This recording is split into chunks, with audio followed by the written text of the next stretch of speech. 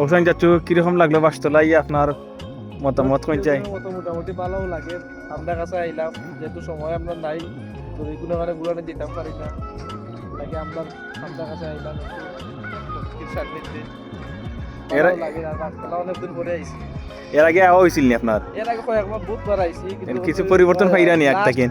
Last আইছি মা কইলাও 8-10 বছর পরে আইছি, 10 বছর পরে আইছি আর কি। প্রায় এক যুগ। জনবসতিও বাড়ছে, পর্যটন কেন্দ্র হিসাবে আর একটা গইরা উঠছে আর কি। এই জায়গা যে তবে একটা জিনিস এটা পানি থাকে না, মানুষে পিকনিক করতে খাইয়া ওটা দেখাও না, ও যে মানুষে পিকনিক করছে বা বেড়াইতে ইয়া একটা খাওয়া দাওয়া করছে, সুন্দর একটা প্রাকৃতিক পরিবেশ আর মতো আগে সে পর্যটন সচেতন হইতে হইব আর এখানে জায়গায় জায়গায় ডাস্টবিনও রাখতে হইব। ডাস্টবিন রাখতে হইব। এরপরে মনে করো প্রশাসন থেকেও দায়িত্বে থাকতে হইব যাতে এই যে মানুষের খাওয়া দাওয়ার পরে যে ময়লা টলা ফালায় এগুলো আবার এখানে কইয়া মনে করো একটা নির্দিষ্ট স্থানও ফালানোর লাগে।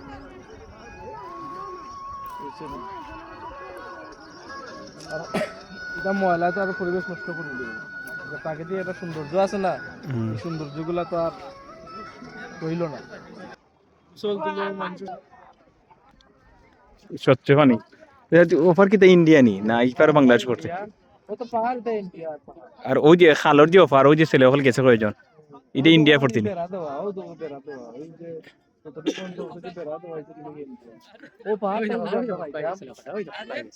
ও পাহাড়টাও যদি আমরা দখলে থাকতো।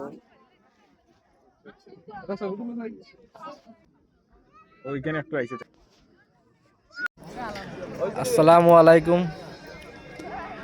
এই মুহূর্তে আছি বাসতলা। অনেকদিন পরে বাসতলা তাইলাম, প্রায় 10-11 বছর পরে।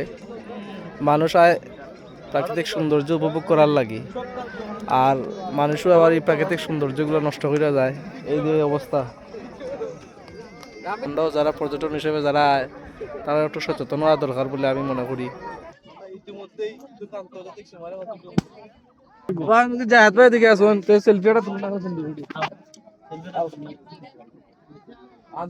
আগে যেবেলা আসলাম এর আগে হোসেন কিন্তু ইয়ে আছে বড় জায়গা আছে না এখন তো নেট চ্যানেল মিলাই और वीडियो রবো।